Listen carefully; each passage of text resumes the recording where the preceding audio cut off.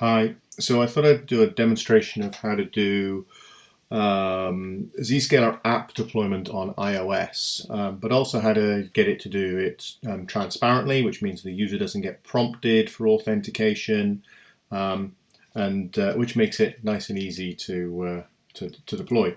So very briefly, just to kind of show you one of the challenges, if I browse to a web server on my iPhone, I'm prompted to authenticate, and that's because Kerberos authentication is enabled on the device. I can do the same for my ADFS server. ADFS, hang on, always easy to do this on the phone. HTTPS adfs.welshgeek.net and adfs/ls/w/WIA. And again, the same prompt. So that's what's, it's the Windows integrated authentication that's going to prompt me for a Kerberos token. And because the device isn't part of the domain, that causes me a problem. So let's get rid of that.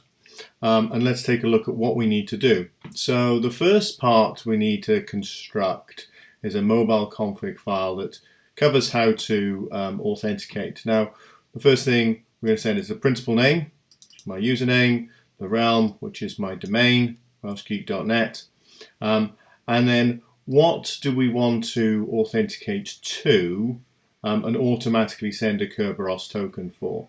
So in this case, start.welshgeek.net is everything that I want to authenticate to. So that's my payload for my Kerberos configuration, and I can go ahead and I can push that down to the device. I have it loaded up here in Intune. And if I look at my configuration profiles, I have one here called Kerberos. It contains all of those properties that I just talked about. And what I'm going to do is I'm going to go ahead and assign this. I'll just assign it to all users and all devices and click Save. Okay, so that's going to take a couple of minutes or maybe a couple of seconds to go through. Now, of course, when you're deploying this with MDM, you don't want to just be sending one user credential down. You're going to replace that with a variable that the MDM knows about. It knows whose the device belongs to, and therefore it'll push those things down.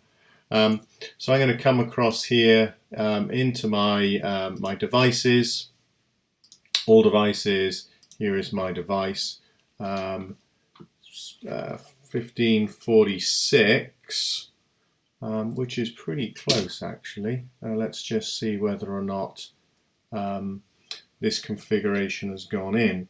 So we can see this by looking under General. We can see the profiles. Here's my MDM profile, and I'm really expecting to see the single sign-on one appear here. So I'm going to try and force the sync.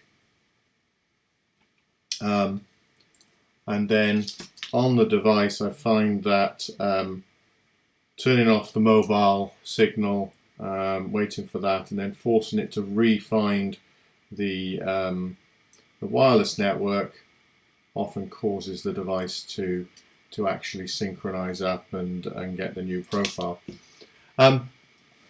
Whilst that's synchronizing, of course, that configuration is going to enable the device to do Kerberos authentication against anything that which will support it. Let's take a look at the mobile configuration file for Zscaler App. So it's slightly more involved, but relatively simple. Again, we've got some settings in here that need to be set. Proxies we obviously want to set to nothing. The Zscaler App. Now, what we're actually doing is defining the VPN configuration that will get read or set up by Zscaler App once it's installed. So by pre-configuring this, Zscaler App can stuck the settings in there, and it avoids the pop-up, the user getting prompted to accept the VPN configuration. The key things that we really want to see in here are, first off, that we're sending a username string into Z App. We're setting the domain, and we're setting the cloud name. And that will enable Zscaler App to automatically push that correct configuration down, or the MDM to push it down for Zscaler App to read it, and then being able to perform that transparent sign-on to the device. So I'm going to flick back here. I'm still waiting for this to synchronize, and this is the beauty of MDM. It can take a couple of minutes to synchronize those configurations. So what I'm going to do, rather than hang around for this, I'm going to go back into my device configurations. I'm going to look at the other profile, and I'm going to go ahead and I'm going to assign this Zscaler app again to all devices, because I'm going to push that one down. Click Save, and that should go back here. And if we look at the devices, we should be getting ready to push those profiles in. As luck would have it, this is now synchronized, and if I come over to my, lovely pictures of me, I can see the single sign-on has come in. So now if I launch my my connection to my ADFS server, in fact, let me just make it easy. Apache server, Apache. We want to enable the Wi-Fi again, because I can only get to my SAML server when I'm on the network. So I go to Apache, and you notice now I get a single sign-on prompt. So this is the first part of enrolling into the domain. And so what I'm going to do, just briefly enter my password. I don't want you to see that whilst I type it in. And that will enable me to authenticate properly to the service. If I hadn't gone via the browser-based access version, that's just Apache. Go there. Okay, so now I'm into the Apache service. It's non-secure, so I'm directly on the network and I'm connected to here. And my Kerberos tokens have passed as we'd expect. So let's come back over here, and hopefully this time will have will get updated.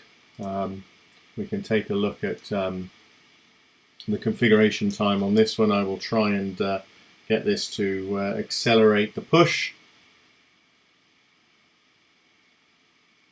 and get the synchronization going.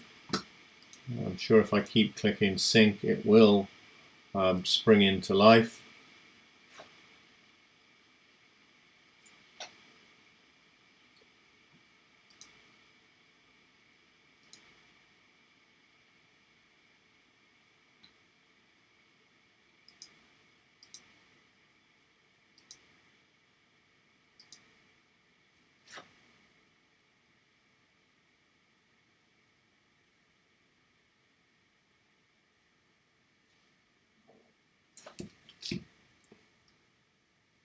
So if we look here now, we see the Zscaler app settings have come through and everything there. So now I know that I've got a configuration profile that's going to do my Zscaler app configuration and the single sign-on for anything that is welshgeek.net.